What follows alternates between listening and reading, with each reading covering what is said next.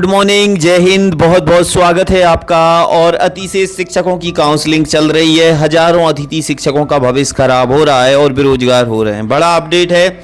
Counselling 108 आपत्तियों में से 58 मान, 50 अमान की गई। अतिशेष के बाद कई स्कूलों में रह जाएंगे एक शिक्षक। और अतिशेष से बचाने प्रथम नियुक्ति की परिभाषा ही बदली। आपत्तियों के बाद पोर्टल नहीं हुआ अपडेट। कई शिक्षक तो रातों रात अतिशेष में आ गए हैं मित्रों।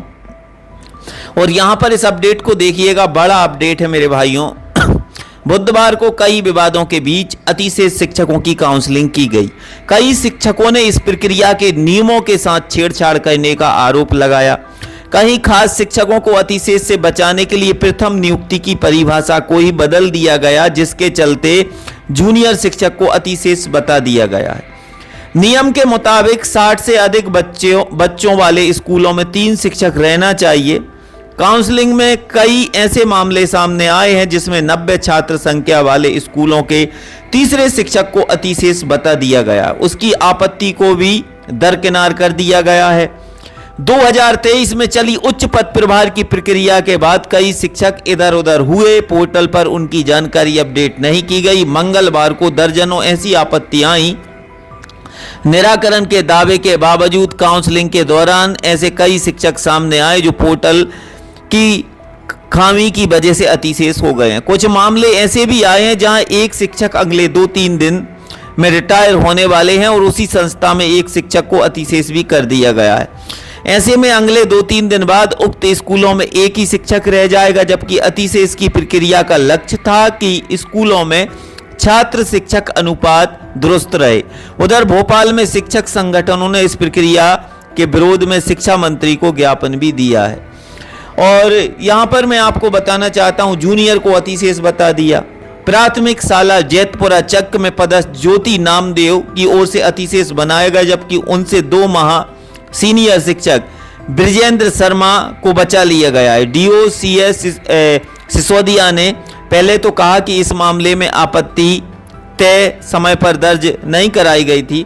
फिर उन्होंने यह भी कहा कि बीओ और संकुल प्राचार्य ने उक्त आपत्ति को अमान्य कर दिया है। संकुल प्राचार्य श्याम सुंदर शर्मा से जब इस संबंध में बात की गई तो उन्होंने कहा कि शिक्षिका 2016 में परमानेंट हुई थी, जबकि शिक्षक 2022 में हुए। इस हिसाब से शिक्षिका ही सीनियर है।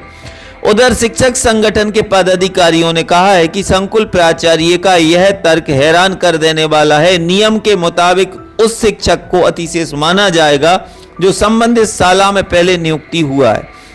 उन्होंने 2022 में जारी नीति का हवाला दिया। इसके नियम 3.2 और 2.2 में यह बात स्पष्ट रूप से लिखी है कि इस मामले में ज्योति नामदेव 6 जुलाई 2013 में ज्वाइन हुई थी, जबकि ब्रजेश शर्मा उनसे 2 माह पूर्व यानी 1 मई 2023 में ज्वाइन हो गए थे। इसी तरह पीपलखेड़ी स्थित प्राथमिक स्कूल के सबसे सीनियर मथुरालाल कुशवाहा की जगह 2 अन्य जूनियर को अतिशेष बता दिया गया। तीसरा मामला शासकीय प्राथमिक विद्यालय पिपरिया का है। यहां 2013 में ज्वाइन करने वाले नितिन भार्गव को अतिशेष बताया गया है। भाइयों, पद नहीं थे, कर दी भर्ती। कुछ मामले ऐसे भी सामने आए हैं जिसमें शिक्षा विभाग ने ही अतिशेष पैदा कर दी है। तलैया मोहल्ला के प्राथमिक स्कूल में पदस्थ सहायक शिक्षक अर्चना जैन को अतिशेष बताया गया है। स्कूल में 41 बच्चे हैं। नियम के मुताबिक यहां 2 शिक्षक ही होना चाहिए। 2023 में यहां 3 शिक्षकों को तबादला करके नियुक्ति कर दिया। शहरी स्कूल में लाए गए इन 3 शिक्षकों को पद ना होने पर भी ज्वाइन कराने के पीछे कौन सी ताकत रही होगी, यह बताने की जरूरत नहीं है। अब यह नए शिक्षक तो बच गए, लेकिन पुरानी शिक्षिका को अब दूर जाना होगा। छात्र संख्या का नियम टूटा। जिन स्कूलों में छात्रों की संख्या 60 से अधिक है, वहां 3 शिक्षक के पद मंजूर किए गए। काउंसलिंग में ऐसे भी मामले सामने आए जहां 90 छात्र संख्या वाले स्कूल में तीसरे शिक्षक को अतिशेष बता दिया गया। मधुसूदनगढ़ क्षेत्र के धक्कापुरा प्राथमिक विद्यालय में 90 बच्चों पर 3 शिक्षक पदस्थ थे। यहां नीतू साहू को अतिशेष बता दिया गया। उन्होंने काउंसलिंग के दौरान आपत्ति दर्ज कराई, लेकिन उनसे कहा गया अब कुछ नहीं हो सकता। उन्होंने बताया कि पिछले सत्र में भी स्कूल में 98 बच्चे थे, भाइयों, ये है शिक्षा विभाग। स्कूल में बचेगा सिर्फ एक शिक्षक। प्राथमिक विद्यालय ढोलबाज में अजीबो गरीब स्थिति बन गई है। यहाँ 3 शिक्षक थे, उनमें से एक अखिलेश दांत्रे को अतिशेष बता दिया गया है। बचे 2 शिक्षकों में एक विजय सिंह 31 अगस्त को रिटायर हो जाएंगे। ऐसे में यह स्कूल एक शिक्षकीय रह जाएगा। इसी तरह ओकावत के प्राइमरी स्कूल में 72 बच्चों पर 4 का स्टाफ होने से प्रीति पंत को अतिशेष कर दिया गया। यहाँ बचे 3 शिक्षक में से एक लगातार बीमार रहने की वजह से छुट्टी पर है। 31 अगस्त को वे रिटायर हो जाएंगे। नतीजा यह होगा कि इन शालाओं में एक ही शिक्षक बचेगा, जबकि नियम के मुताबिक हर स्कूल में कम से कम 2 शिक्षक होना जरूरी है। आपत्तियों की संख्या पर विवाद। विभाग के सहायक संचालक राजेश गोयल से जब भास्कर ने मंगलवार को बात की तो उन्होंने बताया कि कुल 183 आपत्तियां प्राप्त हुई हैं। वहीं बुधवार को डीओ ने कहा कि आपत्तियों की संख्या 108 थी। सवाल यह है कि 75 आपत्तियों का क्या हुआ। जिन्हें आपत्ति माना गया उनमें से 8 को मान्य किया गया है, जबकि 50 अमान्य कर दी गई हैं। बताया जा रहा है मंगलवार को दोपहर 2 बजे तक मिली आपत्तियों को ही मान्य किया गया है, बाकी दरकिनार कर दी गई।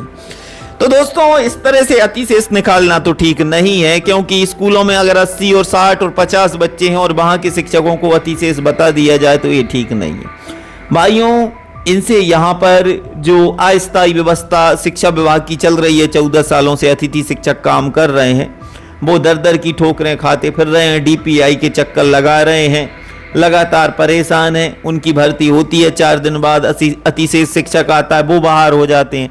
तो आप सभी का क्या कहना चाहता है? बाकी शाम को बड़ी वीडियो आएगी, उस पर सब क्लियर करूंगा। तो मिलते हैं एक और वीडियो में, तब तक के लिए जय हिंद, जय भारत, वंदे मातरम।